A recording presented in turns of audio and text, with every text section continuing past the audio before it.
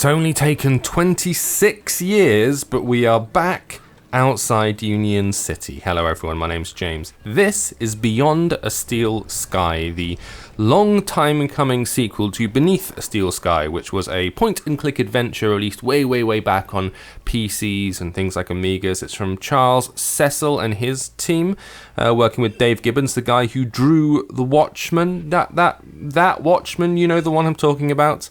And it was an adventure in the style of those other... Well, Sierra was a company, right? Let's go back to the beginning. That used to do these point-and-click adventures that were quite sort of serious-minded. You also had LucasArts, which did adventures like the Indiana Jones and the Fate of Atlantis and stuff like that. And also Monkey Island, that sort of thing. This is a sequel to one of those. And they've done it, rather than going back to a classic 2D style adventure, it's been done in the more recent Telltale style animation, so it's all 3D and everything, but the mechanics remain very much the same, even more point and clicky than those Telltale games are.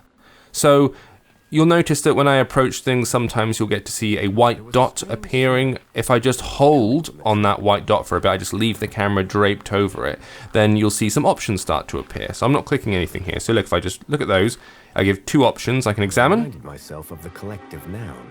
There's a lot of birds, and I need to get rid of these ridiculous birds. And then I can also use my inventory items. And like the old adventures, here you go. Look, I've got an inventory. I've got a crowbar. I've got a little finger with something in it, which I can't work out how to use at the moment. So I'm not going to. I'm just going to walk away. Ooh. But not too close. I need to get something out the back of this van, you see. And the birds aren't going to let me do it. I'm also looking for a young boy. A boy who's going to hopefully help me get into this place, because I need to get back into Union City and rescue a child which was stolen from my encampment. You see, I come from way out there in the Gap. This is kind of like a half Mad Max, half classic cyberpunk future adventure. So to get into the city, I need to sort of bust my way in. I'm trying to get like a chip implanted in my hand so that they'll open the bridge. And in order to do that, I need to find a kid who will help me get in. And then I need to get a battery for this guy's car so I can get out. And it's a lot of that classic stuff. See, if I try and use this. Welcome to the Union City registration terminal. This is a terminal where I get my own chip. I'm not sure if I want to use this or not, or I want to steal someone else's chip, but it looks like he's going for it. I think I've got it. Implanted into the palm of my hand. I wasn't sure how it was going to help me. Okay, see, I was thinking that maybe I need to steal it off somebody else, and perhaps I could. I don't know if there are multiple options. Okay. Well, now I've got the chip, I might be able to use stuff in that terminal in the center, the one that looks like a nice Art Deco tree thing. More so than a lot of the other adventures that have come out since. And I'm thinking of things like the Telltale games specifically, so all of the Walking Dead and the Wolf Among Us and all that business.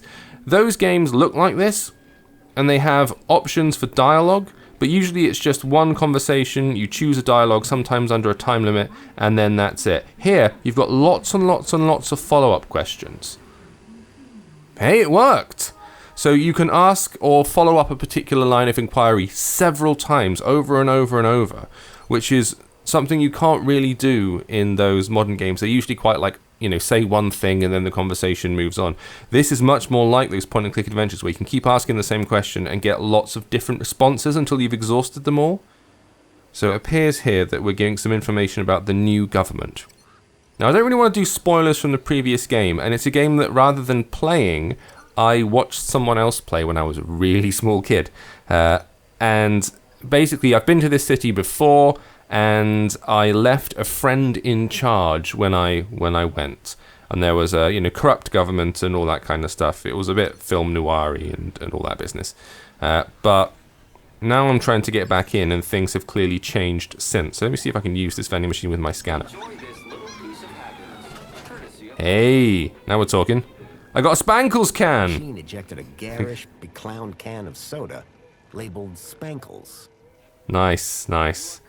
Right, I've got my maximum allocated Spankles allowance. So with games like this, perhaps maybe you're a little younger and you didn't play point-and-click adventures. They were all about the dialogue. They were all about the plot, because you were basically presented with a flat screen. Oh, it's just the same thing as on the other side.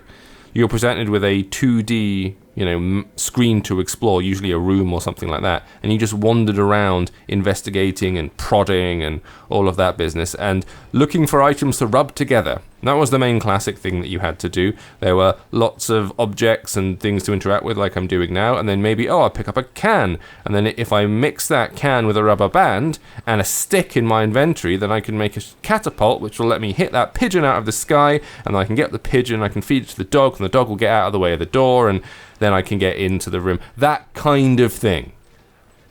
So if I talk to this dude, I've already had a word with him. He's the one who wants... Now, just to give you an example of a dialogue here, so I can talk to the guy. How's it going, Wendell? I've already had a word with him. Not like anybody'd listen if I did. Full voice acting, full chatter going on. And then you get the different options. And I've already spoken to and exhausted a few of these options already, but I can get a reminder. So, for example, I'm trying to get into the truck, and there's a kind of trick to it. I'm going to have to smash it, and then dance. Yes, I'm going to have to do a dance, and then pull the door very hard. However, I need to get past those birds first. Those birds, I know they like food, so I'm thinking of trying to find a bit of food somewhere so I can get the birds away from the door. And I also need to get that power cell, or charge the power cell.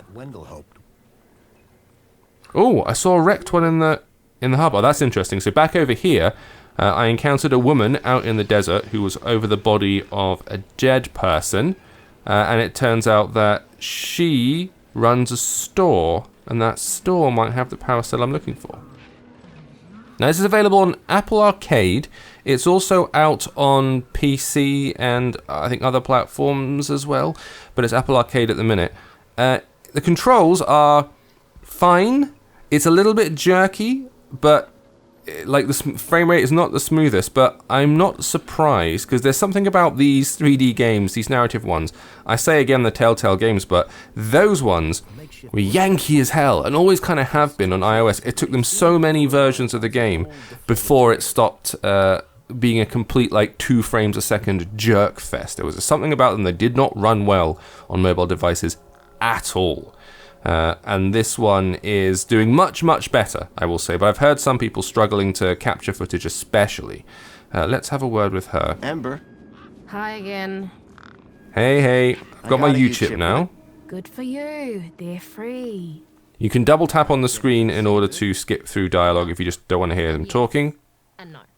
And obviously there's full subtitle options and everything like that. No, a temp ID so they can keep track of you around here. Won't get you inside. Oh.